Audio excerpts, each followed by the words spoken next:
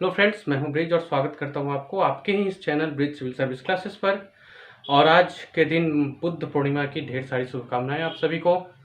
मैं आज के दिन खुद को इसलिए भी गर्वित महसूस कर पाता हूं क्योंकि बौद्ध धर्म का प्रादुर्भाव और प्रचार प्रसार मेरे इस बिहार के पावन धरती से हुआ। हाँ, मैं एक अद्भुत के धरती से हूँ। मैं धर्म चक्र परिवर्तन के उपदेशों वाले शुद्ध के धरती से हूँ। चाणक्य का कूटनीति, चंद्रगुप्त का शौर्य और शांति और अहिंसा के लिए जाने जाने वाले इस महात्मा बुद्ध के धरती से हूँ। मैं बिहार से हूँ। महात्मा बुद्ध का जन्म भले ही लुम्बिनी में हुआ हो, लेकिन बौद्ध धर्म का जन्म इस बिहार के पावन भूमि पर हुआ, जहाँ बोध गया में तपस्यारत महात्मा बुद्ध को ध्यान के जरिए ज्ञान की प्राप्ति हुई और सिद्धार्थ महात्मा बुद्ध के रूप में जाने गए। ये हमारे लिए गर्व का ही विषय है कि भारतीय संस्कृति और सनातन धर्म के अलग अलग शाखाओं में एक बौद्ध शाखा या बौद्ध धर्म इतना उज्जवल और प्रज्वलित हुआ कि एशिया के दिव्य पुंज या एशिया के प्रकाश पुंज के नाम से महात्मा बुद्ध जाने गए। जब धरती पर सभ्यता और उसके बाद ज्ञान के आगमन की चर्चा होगी, न केवल भारत बल्कि धरती पर, तो उस इतिहास में बिहार का नाम सर्वोपरि रखा जाएगा और बिहार को सर्वोपरि रखे जाने में एक बहुत बड़ा योगदान महात्मा बुद्ध का है। अशोक जैसे स्वाभिमानी और युद्ध प्रिय को युद्ध से हटाकर अहिंसा और सेवा के भावना में लगा देना, ये कोई बहुत बड़ा चमत्कार नहीं था महात्मा बुद्ध के शिक्षाओं का। वैसे अशोक को जो महान अशोक में तब्दील कर दिया, ऐसे ही ये बौद्ध धर्म की ज्ञान धारा सारे मनुष्य को उसके महानता तक ले जाने की शक्ति रखती है। फ्रेंड्स, महात्मा बुद्ध के स्मृति में आज हम बुद्ध पूर्णिमा के दिन एक शपथ अवश्य ले सकते हैं कि इनके द्वारा बनाए गए उन 8 जो नियम थे, उनमें से कुछ नियमों का पालन तो हम कर ही सकते हैं और उन्हें हम अगर ईमानदारी पूर्वक पालन करें तो वो कहीं न कहीं हमारे जीवन के चाहे जो भी लक्ष्य क्यों ना हो, उसे पाने में हमारी मदद करते हैं, वो आसान बना देते हैं। As an civil service aspirants और आप लोग की कुछ मदद करने के लिए मैं आज महात्मा बुद्ध के से जुड़े उन तथ्यों के ऊपर भी बात करूंगा जो आपको आपके एग्जाम की दृष्टि से भी इम्पोर्टेंट है। First of all, Mahatma Buddha का जो बचपन का नाम था वो सिद्धार्थ था। लुम्बिनी नामक ग्राम में इनका जन्म हुआ। शाक्य कुल में है ये, इक्ष्वाकु वंश से इनका रिश्ता रहा। इनकी माता महामाया का निधन इनके जन्म के केवल 7 दिन के बाद ही हो गया और फिर इनकी मौसी प्रजापति गौतमी ने इनका पालन पोषण किया। ऐसा कहते हैं कि ज्योतिष ने इन्हें देख के कहा था कि यह बहुत बड़ा वैरागी या साधु हो सकता है, तो इनके जो पिता थे वो महलों के अंदर ही सारी व्यवस्था कर दिए थे ताकि ये वैरागी होने के लिए नहीं सोचे। और ये भी एक कारण था कि इनकी शादी उम्र होते ही, या यूँ कहा जाए थोड़ी कम उम्र में ही कर दी गई। लेकिन कहते हैं ना, ईश्वर को कुछ और मंजूर था। ये एक दिन सैर पर निकलते हैं और वहाँ इनको कुछ ऐसे दृश्य दिखने को मिल जाते हैं जिनसे इनका दिल द्रवित होता है और उस द्रवित दिल की धारा में एक नए पंथ का जन्म हो जाता है जो बौद्ध धर्म के नाम से जाना जाता है।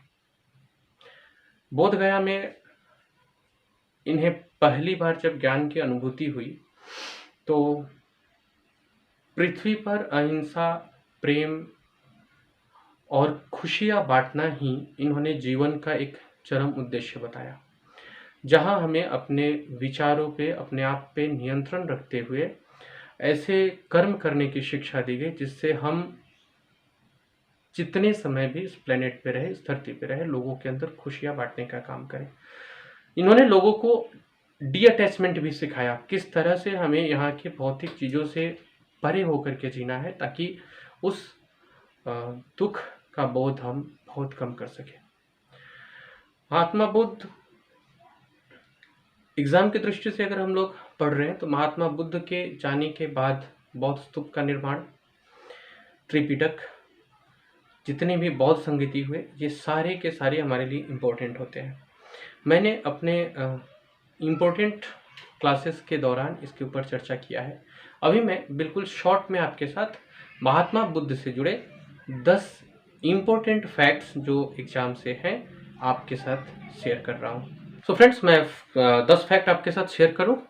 जो बेसिक फैक्ट है वो आप लोग जानते होंगे, जैसे इनका बचपन का नाम क्या था। मैं यहाँ पे उन फैक्ट्स को लेकर के आया हूँ जो सिविल सर्विसेज की दृष्टि से मोस्ट इंपॉर्टेंट में आते हैं। और इसमें जो पहला फैक्ट है वो ये है कि महात्मा बुद्ध का जन्म लुम्बिनी में हुआ। ये तो सही है, लेकिन इसके बारे में जानकारी किस राजा के अभिलेख से मिलती है?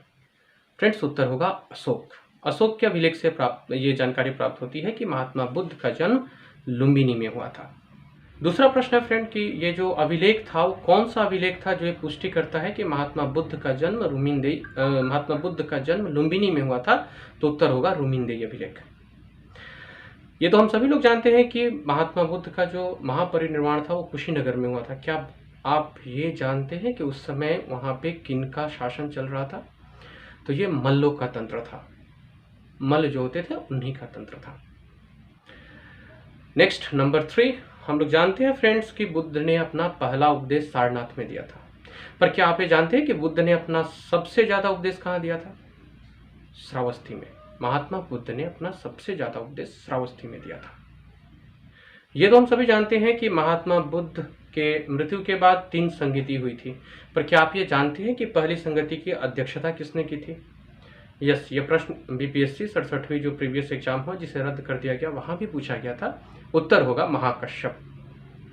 फ्रेंड्स, फैक्ट नंबर 5, ये तो आप लोग जानते हैं कि बिहार के बाहर कश्मीर में भी बौद्ध संगति बनाई गई थी। चौथी बौद्ध संगति वहीं हुई थी। पर क्या आप ये जानते हैं कि बौद्ध धर्म का जो महायान है इसको औपचारिक रूप से कहाँ, किसके शासनकाल में स्वीकार किया गया? यस, इट इज कनिष्क के शासनकाल में स्वीकार किया गया था कश्मीर में महायान को। फ्रेंड्स, ये तो आप लोग जानते हैं कि बोध गया में महात्मा बुद्ध को ज्ञान प्राप्त हुआ था।